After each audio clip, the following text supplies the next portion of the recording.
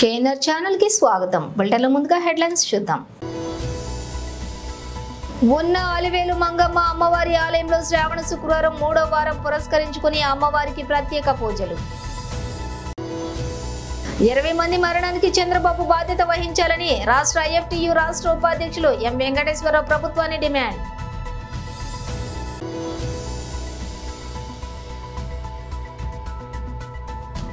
అనకాపల్లిలో ఫార్మసీస్లో మరో ప్రమాదం. అనకాపల్లి జిల్లా అచ్యుతాపురం ఫార్మా ప్రమాదంపై ప్రభుత్వం స్పందించిన తీరు బాధాకరం. ఇక డీటెయిల్స్ చూస్తే పెందుర్తి మండలం చిన్న ముసిడివాడ గ్రామం సమీపంలో ఉన్న సప్తగిరి నగర్ కాలనీలోని వేంచేసి ఉన్న అలివేలు మంగమ్మ అమ్మవారు ఆలయంలోని శ్రావణ శుక్రవారం 3వ వారం పురస్కరించుకుని అమ్మవారికి ప్రత్యేక పూజలు అభిషేకాలు జరిపించారు. అనంతరం అమ్మవారిని పట్టు వస్త్రాలు, బంగారం, వెండి ఆభరణాలతోటి ప్రత్యేకంగా అలంకరణ చేశారు. ఈ సందర్భంగా ఆలయ కమిటీ అధ్యక్షులు కె మురళీ కృష్ణంరాజు, ఆలయ ప్రధాన అర్చకులు మణిబాబు మాట్లాడుతూ శ్రావణ శుక్రవారం విశిష్టతను వివరించారు. శ్రావణ మాసంలో ప్రతిరోజు అలివేలు మంగమ్మ అమ్మవారికి ప్రత్యేక పూజలు, అభిషేకాలతో పాటు ధూపదీప నైవేద్యాలు సమర్పించి అనంతరం అమ్మవారి దర్శనానికి భక్తులను అనుమతింపచేస్తామని తెలియజేశారు.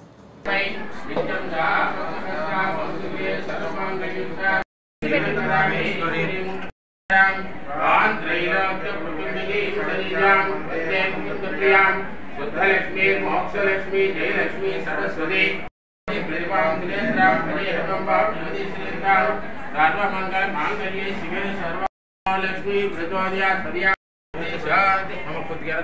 मंगल समेत श्री वेंकटेश्वर स्वामी गोदा अष्टलक्ष्मी श्री रामानुजाय नमः.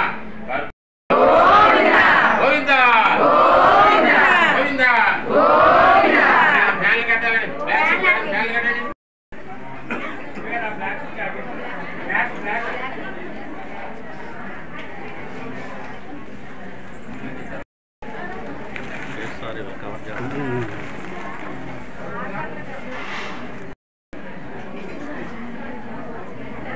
నేను ఆ డోర్ జరుగుతుంది.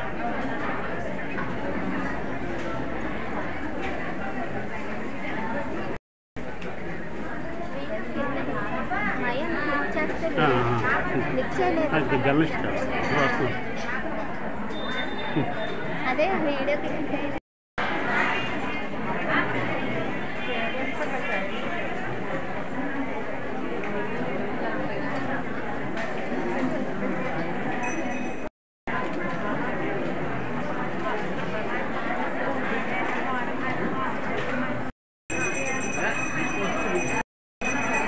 కూర్చోండి గురు.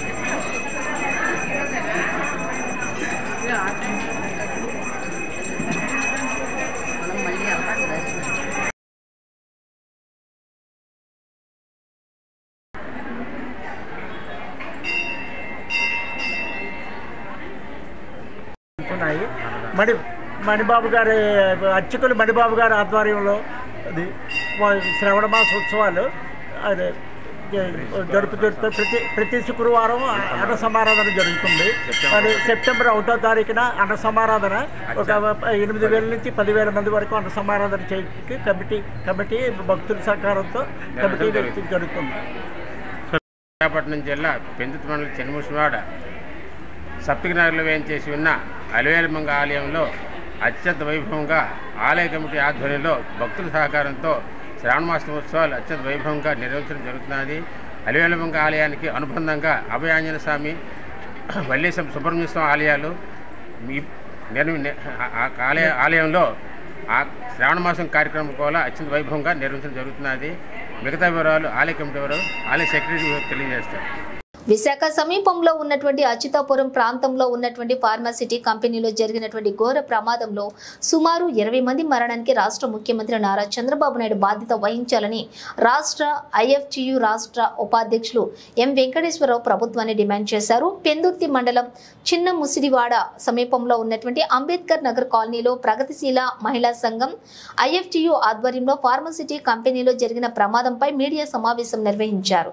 ఈ సందర్భంగా వెంకటేశ్వరరావు తిరుపతిరావు POW జిల్లా ఉపాధ్యక్షురాలు వెంకటలక్ష్మి మాట్లాడుతూ ఫార్మసిటీ కంపెనీలోని జరిగిన ప్రమాదంపై కంపెనీ యాజమాన్యం పరిశ్రమ శాఖ అధికారులపై ప్రభుత్వం నేటి వరకు ఎటువంటి చర్యలు తీసుకోలేదని అన్నారు. కేవలం మృతుల కుటుంబాలకు నష్టపరిహారం ఇస్తే సరిపోతుందని, భవిష్యత్తులో ఎలాంటి ప్రమాదాలు పునరావృతం కాకుండా చర్యలు తీసుకోవాల్సిందని అన్నారు. ఈ కార్యక్రమంలోని ప్రగతిశీల మహిళా సంఘం నాయకులు ఇందిరా, గీత, రూప, ఎరుకులమ్మ, నిర్మల, IFTU నాయకులు తిరుపతిరావు, వెంకటరావు తదితరులు పాల్గొన్నారు. ఫార్మసిటీలో జరిగిన ప్రమాదం చాలా దారుణమైన ప్రమాదం. అయితే మనుషుల్లాగా లేరు, మొక్కలు ఇంకా సేవల కింద ఉన్నాయని అక్కడ జనం నిన్న మేము ఫ్యాక్టరీ టీమ్గా వెళ్ళేటప్పుడు ప్రజలు చెప్తున్నారు. అక్కడ ప్రభుత్వం వచ్చింది, అక్కడ లోపల ప్రెస్ మీట్ పెట్టి మంతనాలు జరిపి ప్రాణం పోయిన వాళ్ళకు అంటే పేదవాడు ప్రాణానికి విలువ లేదు, ₹1,00,00,000తో చేతులు దులుపుకుంది. యాజమాన్యం నిర్లక్ష్యం వహించిందని ప్రభుత్వం ప్రకటిస్తూ నిర్లక్ష్యం వహించిన యాజమాన్యం పట్ల ఏ చర్యలు తీసుకున్నారనేది బయటికి ప్రకటించట్లేదు. ఈ ₹1,00,00,000 ప్రాణం పోయిన వాళ్ళకి యాజమాన్యమా లేకపోతే ప్రభుత్వం అనేది స్పష్టంగా లేదు. ప్రభుత్వం నుంచి కూడా ఎటువంటి హామీలు ప్రాణం పోయిన కుటుంబాలకు కానీ, అలాగే శతగాతుల్లో హాస్పిటల్లో ఉన్నారు వాళ్ళు కూడా భవిష్యత్తులో పని చేసుకునే పరిస్థితిలో లేరు. కొంతమందిని మేము ఈరోజు హాస్పిటల్కి వెళ్ళి ఆ కుటుంబాలను కలిసాం. వాళ్ళు భవిష్యత్తులో పని చేసుకోగలరా లేదనే పరిస్థితి కూడా క్లారిటీ ఇవ్వట్లేదు. వాళ్ళ పరిస్థితిని బట్టి నష్టపరిహారం అనేది ప్రభుత్వం కానీ యాజమాన్యం నుంచి కానీ ప్రకటించవలసి ఉంటుంది. 50 లక్షలు కొంతమందికి, 25 లక్షలు కొంతమందికి. రాష్ట్ర ఉపాధ్యక్షుడిని IFTU, POW, MNSS ప్రజా సంఘాల తరఫున మొన్న జవహర్లాల్ నెహ్రూ ఫార్మాసిటీలో జరిగినటువంటి ఎసెన్షియా కంపెనీ ప్రమాదం పైన నిర్ధారణ చేయడం కోసం ప్రజా సంఘాలుగా మేము అక్కడికి వెళ్ళడం జరిగింది. అక్కడ చాలా విషయాలు భయాందోళన కలిపే విధంగా అక్కడ జరిగినటువంటి ఘటనను చూస్తే మనకి అర్థమవుతూ ఉంది. అక్కడ ఉన్న కంపెనీ ఏమాత్రం భద్రతా ప్రమాణాలను పాటించలేదనేది అందరూ చెప్తూ ఉన్నారు. అక్కడ ఉద్యోగం చేసినటువంటి వాళ్ళ తాలూకు బంధువులు, స్నేహితులు, అందరూ పనిచేస్తున్న కార్మికులందరూ కూడా అక్కడ కలిశారు. సంవత్సర కాలంగా అక్కడ కంపెనీలో భద్రతా ప్రమాణాలు పాటించట్లేదని ఆడిట్ రిపోర్ట్ వచ్చినప్పుడు కూడా యాజమాన్యం ఏమాత్రం లెక్క చేయలేదు. దాన్ని పర్యవేక్షించాల్సిన అధికారులు కూడా దాన్ని పట్టించుకోలేదనే విషయాన్ని వాళ్ళు తెలియజేయడం జరిగింది.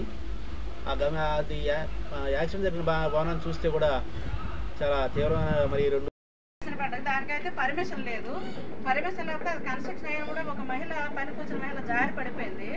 జారి పడిపోతే అప్పుడు దానికి బిల్డింగ్ పర్మిషన్ లేదని ఆ జనం వచ్చి, ఆ మహిళ జనం కుటుంబ సభ్యులు వచ్చి ఊరంతా. అనకాపల్లిలో ఫార్మాసేజ్లోని మరో ప్రమాదం. అర్ధరాత్రి 12:30 ప్రాంతంలోని జవహర్లాల్ నెహ్రూ ఫార్మసిటీలో ఉన్నటువంటి సినర్జిన్ యాక్టివ్ ఇంగ్రీడియంట్స్ సంస్థలో జరిగినటువంటి ప్రమాదంపై జిల్లా అధికారులతో మాట్లాడి వివరాలు తెలుసుకున్నటువంటి ముఖ్యమంత్రి బాధితులకు అందుతున్నటువంటి వైద్యంపై కూడా ఆరా. మెరుగైన వైద్యం అందించేందుకు అవసరమైన అన్ని చర్యలు తీసుకోవాలని ఆదేశించారు. హోంమంత్రి ఇతర ఉన్నతాధికారులను వెంటనే బాధితుల వద్దకు వెళ్లాలని ఆదేశించిన సీఎం. ప్రమాదంలో 4 కార్మికులకు తీవ్ర గాయాలు కాగా ప్రైవేట్ ఆసుపత్రిలో ప్రస్తుతం చికిత్స పొందుతున్న క్షతగాత్రులు, గాయపడిన 4 కార్మికులు జార్ఖండ్ వాసులుగా గుర్తించారు. ఘటన బాధితులకు అందుతున్నటువంటి సాయంపై తనకు ఎప్పటికప్పుడు సమాచారం పంపాలని అధికారులను ఆదేశించిన సీఎం చంద్రబాబు.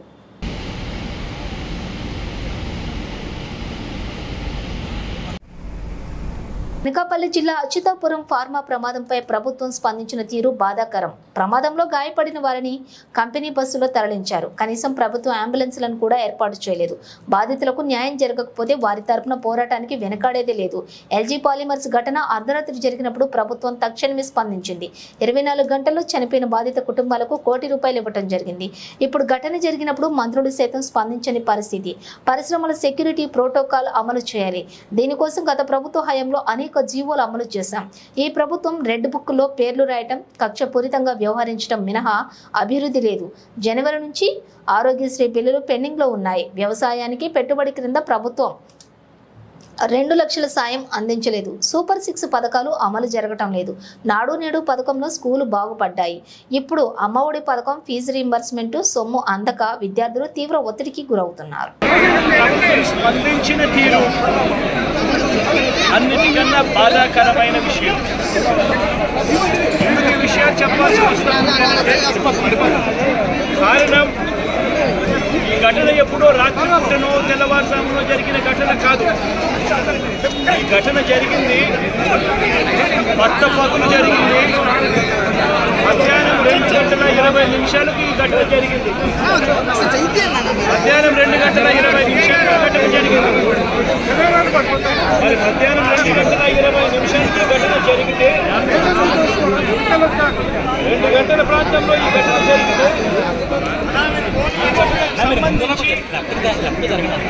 ఈ ఘటనకు సంబంధించి జరిగిన వివరాలను ఒకసారి గమనిస్తే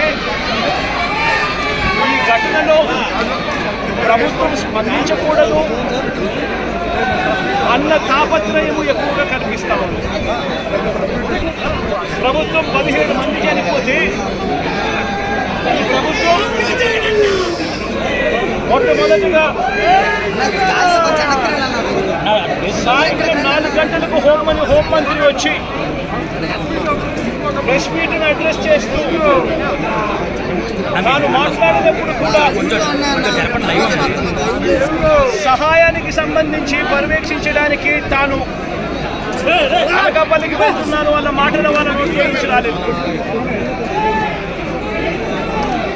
మరో గంట తర్వాత సాయంత్రం 5 గంటల కార్మిక శాఖ మంత్రి ఎవరి పదవి ఈ డైరెక్టర్ ఆఫ్ ఫ్యాక్టరీస్ అనేది కార్మిక శాఖ మంత్రి కూడా ఎంతమంది చనిపోయారో తెలియలేదు అన్నాడు. వివరాలు లేవు అని మాట్లాడతాడు. తాను కూడా హుటాహుటిన అక్కడికి వెళ్ళాలి అనే తాపత్రయం కూడా చూపించడు. ఘటన జరిగిన తర్వాత ఘటన స్థలానికి కలెక్టర్ ఎప్పుడు పోయాడు, అధికారులు ఎప్పుడు పోయారు, కమిషనర్ ఎప్పుడు పోయారు అన్నది ఒక్కసారి గమనిస్తే ఇంకా బాధ కలిగించే అంశాలు. అధికార పార్టీకి సంబంధించిన నాయకులు ఎప్పుడు పోయారు అని చూస్తే ఇంకా బాధ కలిగించే అంశాలు. కనీసం ఘటన జరిగితే కనీసం అంబులెన్స్ను కూడా కనీసం మొబిలైజ్ చేసి ఆ ప్రాంతానికి తీసుకుని రాని పరిస్థితి. బాధితులు ఎవరైతే ఉన్నారో వాళ్ళందరినీ కూడా కంపెనీకి సంబంధించిన బస్సుల్లో తీసుకొస్తా ఉన్నారు, హాస్పిటల్లోకి తీసుకొని పోయే పరిస్థితి. నేను ఒకసారి తేడా గమనించి మనం అడుగుతా ఉన్నా. ఇలాంటి ఘటనే ఒకసారి మా ప్రభుత్వ హయాంలో కూడా జరిగింది. ఎల్జీ పాలిమర్స్ అనే ఘటన జరిగింది. కోవిడ్ మహమ్మారి ఉన్న సమయం అది. మేలో జరిగింది. మే 2020 ప్రాంతంలో జరిగింది.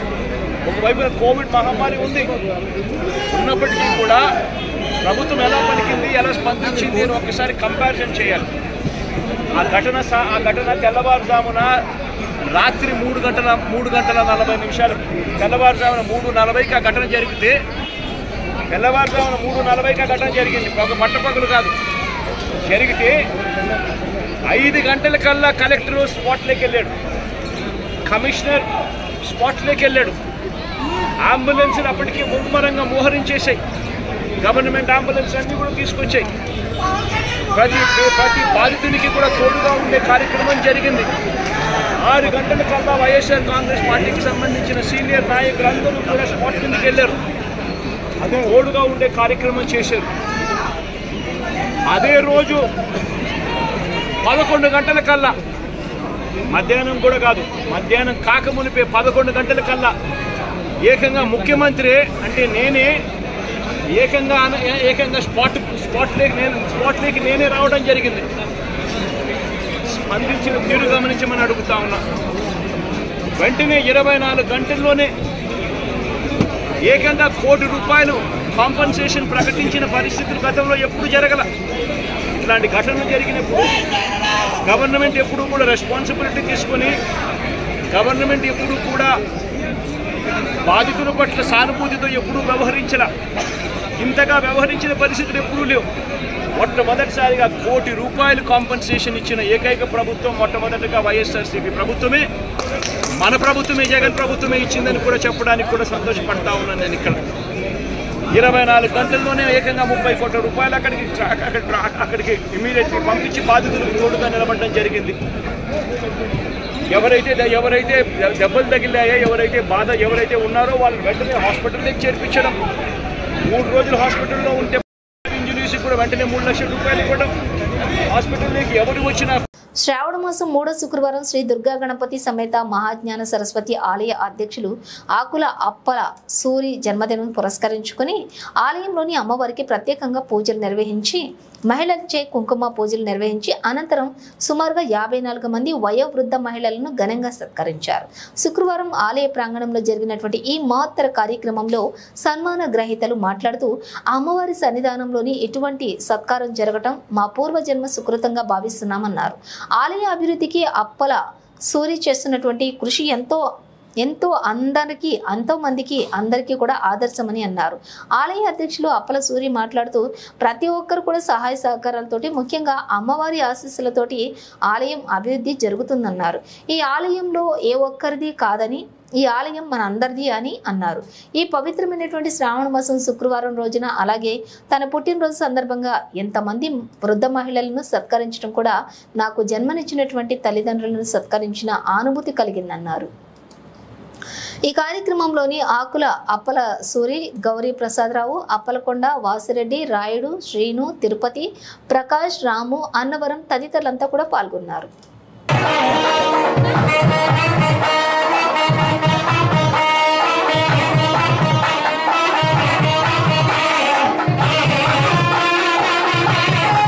వాటి దుర్గాదేవి ఆలయ అభివృద్ధి సంఘం సభ్యులుగా మరి 60 సంవత్సరాలు దాటిన మా శ్రీమూర్తులు అంటే పెద్దవాళ్ళు, ఆడపిల్లలు ఎన్నో కష్టాలు పడి ఓ శ్రీ అనిపించుకున్న రోజు నుండి 60 సంవత్సరాలు దాటిన రాటుకోటలు, తిట్లు, మాటలు ఎన్నో పడి ఓర్చుకునే మహా గొప్ప తల్లికి మా దేవస్థానంలో మరి సన్మానం చేయడం జరిగింది. ఈ సందర్భంగా ఏమిటంటే మరి ఈ గుడి చైర్మన్గా నా పుట్టినరోజు సందర్భంగా ఆ పెద్దలందరికీ, మా తల్లులు వయసులో ఉన్నారు, వాళ్ళందరికీ బాగా సన్మానం చేయాలని మేము, మా కమిటీ సభ్యులవి, మా దేవస్థాన అర్చకులు గారు అందరూ కలిపి శుభ్రంగా చాలా సంతోషంగా చేయాలని మరి కార్యక్రమం చేయడం జరిగింది. ఎందరో తల్లులు ఎన్నో కష్టాలు పడి వచ్చి ఈ మహాతల్లికి ఇక్కడ ఈ సన్మానం చేయడం జరిగింది. చేసినందుకు మా కుటుంబ సభ్యులు అంటే మా కమిటీ వారు కానీ నేను కానీ చాలా వాళ్ళందరికీ మేము కృతజ్ఞతలు తెలుపుకుంటూ సెలవు తీసుకుంటాం. జయ దుర్గా భవాని. ఈరోజు దుర్గానగర్ 71వ వార్డు దుర్గానగర్ దుర్గాగిరి క్షేత్రంలో వెలిసినటువంటి శ్రీ దుర్గా గణపతి సమేత మహాజ్ఞాన సరస్వతి దేవాలయంలో దుర్గామాత అమ్మవారి యొక్క అనుగ్రహంతో దేవాలయ అధ్యక్షులైనటువంటి ఆకుల అప్పలసూరి గారి జన్మదిన శుభ సందర్భంగా 54 మంది 60 సంవత్సరాలు దాటినటువంటి స్త్రీమూర్తులకి తన తల్లిని తలుచుకుంటూ వారికి ఘనమైనటువంటి సత్కార కార్యక్రమాలు నిర్వహించడం జరిగింది. అటువంటి వాళ్ళందరూ ఆశీస్సులు ఆకుల అప్పలసూరి గారు దేవాలయ ప్రెసిడెంట్ అయినటువంటి మా అధ్యక్షులైనటువంటి ఆకుల అప్పలసూరి గారి మీద ఎల్లవేళలా ఉండాలని, వారు మరిన్ని అభివృద్ధి కార్యక్రమాలు, సంఘ సేవా కార్యక్రమాలు జరగాలని ఆ దుర్గా మహాలక్ష్మి వారు మనస్ఫూర్తిగా కోరుకుంటున్నాం. నియోజకవర్గంలో ప్రజా సమస్యల పరిష్కారానికి ఒక టోల్ ఫ్రీ నెంబర్ ప్రజా దర్బార్ మాదిరిగా ఏర్పాటు చేస్తున్నట్లుగా ప్రకటించారు. పెందుర్తి ఎమ్మెల్యే పంచకర్ల రమేష్ బాబు అనకాపల్లి జిల్లా సబ్బవరం మండలంలోని శుక్రవారం రాష్ట్ర ప్రభుత్వం ప్రతిష్టాత్మకంగా తలపెట్టినటువంటి గ్రామ సభలో ఆయన ముఖ్య అతిథిగా పాల్గొన్నారు. ఈ సందర్భంగా ఆయన మాట్లాడుతూ గ్రామ సభల్లో అన్ని రకాల ప్రజలకు అవసరమైన మౌలిక సదుపాయాల కల్పనతో పాటు రైతులకు ఉపయోగకరమైన అనేక కార్యక్రమాలు చేయటానికి ప్రభుత్వం కృతనిశ్చయంతో ఉందని తెలిపారు. ఇవి కేవలం మాటల వరకే కాకుండా అభివృద్ధి పనులకు ఎంతో ఖర్చు అవుతుందో కూడా అంచనా వేసి తనకు అందిస్తూ ముఖ్యమంత్రితో మాట్లాడి నియోజకవర్గం అభివృద్ధికి శక్తి వంచన లేకుండా కృషి చేస్తారని కూడా పంచకర్ల రమేష్ బాబు తెలియజేశారు. అంతేకాకుండా తన నియోజకవర్గం పరిధిలో నెలకి 2 పర్యాయాలు ప్రజల సమస్యల పరిష్కారం కోసం ఒక టోల్ ఫ్రీ నెంబర్ ఏర్పాటు చేస్తున్నట్లుగా కూడా ప్రకటించారు. అంతేకాకుండా స్థానిక ప్రజా ప్రతినిధులను వెంటబెట్టుకుని గ్రామాల్లో పర్యటిస్తానని ఆయన తెలిపారు. ఈ కార్యక్రమంలో మేజర్ పంచాయతీ సర్పంచ్ డి ప్రసాద్, ఉప సర్పంచ్ మండల లక్ష్మణ్, పంచాయతీ పాలకవర్గం సభ్యులతో పాటు జనసేన నాయకులు కంచిపాటి రాంబాబు, గండి దుర్గాప్రసాద్, బలిరెడ్డి అప్పారావు, బంతికోళ్ల పద్మ, సబ్బవరపు శ్రావణి తదితరులు పాల్గొన్నారు. పాలక మండలి సర్పంచ్ గారు అదేవిధంగా గ్రామ నాయకులు అందరూ కూడా అదేవిధంగా గ్రామస్తులు మరొకసారి మీకు చెప్పిన విషయాన్ని గౌరవ శాసనసభ్యుల వారిని ముందుస్తున్నాం. సార్, ఉపాధి హామీకి సంబంధించి మన గ్రామ పంచాయతీలో ప్రతి సంవత్సరం ప్లానింగ్ చేసుకోవడం జరుగుతుంది సార్. ప్లానింగ్ అన్నది గతంలో మేము 2006 నుంచి కూడా చేస్తున్నాం సార్. చేస్తున్నప్పుడు ప్లానింగ్ అంటే ఇది పార్టీలకి, కులాలకి, మతాలకి, వర్గాలకి అతీతంగా జరిగే డెవలప్మెంట్, రాజకీయాలకు సంబంధం లేదండి. నేను ఈ గ్రామాల్లో ఉన్న పనులన్నీ కూడా తీసుకురండి, అన్నీ కూడా ఎస్టిమేషన్లు వేయించి పంపిద్దాం, అన్నీ కూడా నేనే సూపర్వైజ్ చేస్తా. అవన్నీ అయ్యే వరకు కూడా మనం కష్టపడదాం, మనం ప్రజలకు అందుబాటులో ఉందాం అని చెప్పి పిలుపునిస్తూ ముగిస్తాం. నా నియోజకవర్గానికి అండి ప్రజలకి నేను అందుబాటులో ఉండాలి అని చెప్పి ఏదైతే ప్రభుత్వం ప్రవేశపెడుతున్న కార్యక్రమాలు ఉన్నాయో, ఏవైతే స్కీములు ఉన్నాయో, ఏదైతే వెల్ఫేర్ జరుగుతూ ఉందో అవి అందరికీ అర్హత కలిగిన వాళ్ళందరికీ అందుతున్నాయా లేదా అనేది వాళ్ళు మా దగ్గరికి రావటమే కాదు, మేము వాళ్ళ దగ్గరికి వెళ్ళి ఒక ప్రజా దర్బారు లాగా పెట్టి రాని వాళ్ళకు కూడా న్యాయం చేయటం కోసం. చాలా రెవెన్యూ రిలేటెడ్ ఇష్యూస్ ఉన్నాయి. నా భూమి కొట్టేశారను, లేకపోతే నా భూమి సర్వే చేయించాలను, నాకు పట్టాదారు పాస్ పుస్తకం రాలేదనో, లేకపోతే అడంగుల్లో నా పేరు మొన్న వరకు ఉండేది ఇప్పుడు పేరు లేదనో చాలా కంప్లైంట్లు వస్తామని. అవన్నీ అధికారులను పక్కన కూర్చోబెట్టుకుని, అన్ని డిపార్ట్మెంట్ అధికారులను పక్కన కూర్చోబెట్టుకుని లాండ్ ఆర్డర్ సమస్య ఉంది, ఈ ఎన్ఆర్జీఎస్లో ఉన్న సమస్యలు ఉన్నాయి, రెవెన్యూ సమస్యలు ఉన్నాయి, అలాగే ఆర్ఎండ్బి రోడ్లు కానీ, పంచాయతీరాజ్ రోడ్లు కానీ, ఆర్డబ్ల్యూఎస్లో సమస్యలు ఉన్నాయి. అందరు అధికారులు పక్కన పెట్టుకుని వారానికి 10 రోజులకు ఒకసారి ప్రజా దర్బారు ఒక మండలంలో పెట్టి అందరినీ కూడా ఇన్వాల్వ్ చేయాలనే కార్యక్రమం నా నియోజకవర్గంలో నేను చేయాలనుకున్నాను. నా నియోజకవర్గానికి అండి ప్రజలకి నేను అందుబాటులో ఉండాలి అని చెప్పి ఏదైతే ప్రభుత్వం ప్రవేశపెడుతున్న కార్యక్రమాలు ఉన్నాయో, ఏవైతే స్కీములు ఉన్నాయో, ఏదైతే వెల్ఫేర్ జరుగుతూ ఉందో అవి అందరికీ అర్హత కలిగిన వాళ్ళందరికీ అందుతున్నాయా లేదా అనేది వాళ్ళు మా దగ్గరికి రావటమే కాదు, మేము వాళ్ళ దగ్గరికి వెళ్ళి ఒక ప్రజా దర్బారు లాగా పెట్టి రాని వాళ్ళకు కూడా న్యాయం చేయటం కోసం. చాలా రెవెన్యూ రిలేటెడ్ ఇష్యూస్ ఉన్నాయి. నా భూమి కొట్టేశారను, లేకపోతే నా భూమి సర్వే చేయించాలను, నాకు పట్టాదారు పాస్ పుస్తకం రాలేదనో, లేకపోతే అడంగుల్లో నా పేరు మొన్న వరకు ఉండేది ఇప్పుడు పేరు లేదనో చాలా కంప్లైంట్లు వస్తామని. అవన్నీ అధికారులను పక్కన కూర్చోబెట్టుకుని, అన్ని డిపార్ట్మెంట్ అధికారులను పక్కన కూర్చోబెట్టుకుని లాండ్ ఆర్డర్ సమస్య ఉంది, ఈ ఎన్ఆర్జీఎస్లో ఉన్న సమస్యలు ఉన్నాయి, రెవెన్యూ సమస్యలు ఉన్నాయి, అలాగే ఆర్ఎండ్బి రోడ్లు కానీ, పంచాయతీరాజ్ రోడ్లు కానీ, ఆర్డబ్ల్యూఎస్లో సమస్యలు ఉన్నాయి. అందరు అధికారులు పక్కన పెట్టుకుని వారానికి 10 రోజులకు ఒకసారి ప్రజా దర్బారు ఒక మండలంలో పెట్టి అందరినీ కూడా ఇన్వాల్వ్ చేయాలనే కార్యక్రమం నా నియోజకవర్గంలో నేను చేయాలనుకున్నాను. దాన్ని వ్యవసాయాన్ని కూడా అనుసంధానం చేయాలన్న ఒక సంకల్పంతో కేంద్రంతో మీటింగులు చేసుకుని దాన్ని సాధిస్తానన్న ఒక పూర్తి విశ్వాసంతో ముందుకెళ్తున్నందుకు వారిని మనస్ఫూర్తిగా అభినందిస్తూ, వారిని ప్రోత్సహిస్తున్న మా ముఖ్యమంత్రి చంద్రబాబు నాయుడు గారికి ధన్యవాదాలు తెలియజేస్తూ, మరి ఒక మంచి కాంబినేషన్తో ఈ రాష్ట్ర ప్రభుత్వం, మా ఎన్డీఏ ప్రభుత్వం ఏర్పడిన తర్వాత ముఖ్యమంత్రి కానీ, ఉప ముఖ్యమంత్రి కానీ, మా కేబినెట్ మంత్రులు కానీ, ఎమ్మెల్యేలు కానీ పైన రాజుగారు పనిచేస్తుంటే కింద సైన్యం కూడా ఎలా పనిచేస్తుందో ఆ విధంగా అందరూ కూడా పనిచేస్తూ ఈ రాష్ట్ర అభివృద్ధి కోసం మేమంతా కూడా మా వంతు ప్రయత్నం చేస్తున్నాం. మీడియా మిత్రులకు నమస్కారం. ఈరోజు పంచాయతీరాజ్ గ్రామీణ అభివృద్ధి శాఖ మంత్రి, ఆంధ్రప్రదేశ్ మంత్రి పవన్ కళ్యాణ్ గారు ఆదేశాల మేరకు రాష్ట్ర ప్రభుత్వం పెద్ద ఎత్తున గ్రామ సభలు 13,000 పైచీలకు గ్రామ సభలు పెట్టడం రాష్ట్రంలో చాలా ఆనందదాయకం, ఆహ్వానించదగ్గ పరిణామం. గతంలో మనం ఇంటూ ఉండేవాళ్ళం గాంధీ కళల కన్నా గ్రామ స్వరాజ్యం తేవాలి, రావాలి అని చెప్పి. కొంతవరకు మనం పనులు చేసుకున్నప్పటికీ కూడా పెద్ద ఎత్తున అసలు గ్రామ స్వరాజ్యం అంటే ఏంటో చూపిస్తాను అని చెప్పి పవన్ కళ్యాణ్ గారు ఈ గ్రామాలు పటిష్టంగా ఉంటేనే రాష్ట్ర అభివృద్ధి జరుగుతుంది అని సంపూర్ణంగా నమ్మిన వ్యక్తిగా గత 2 నెలల నుంచి రివ్యూలు చేస్తూ ఒక అవగాహన తెచ్చుకుని కేంద్ర ప్రభుత్వంతో మాట్లాడి బులెటిన్ ముగించే ముందు హెడ్లైన్స్ మరోసారి. ఉన్న అలివేలు మంగమ్మ అమ్మవారి ఆలయంలో శ్రావణ శుక్రవారం 3వ వారం పురస్కరించుకుని అమ్మవారికి ప్రత్యేక పూజలు. 20 మంది మరణానికి చంద్రబాబు బాధ్యత వహించాలని రాష్ట్ర ఐఎఫ్టియు రాష్ట్ర ఉపాధ్యక్షులు ఎం వెంకటేశ్వరరావు ప్రభుత్వాన్ని డిమాండ్.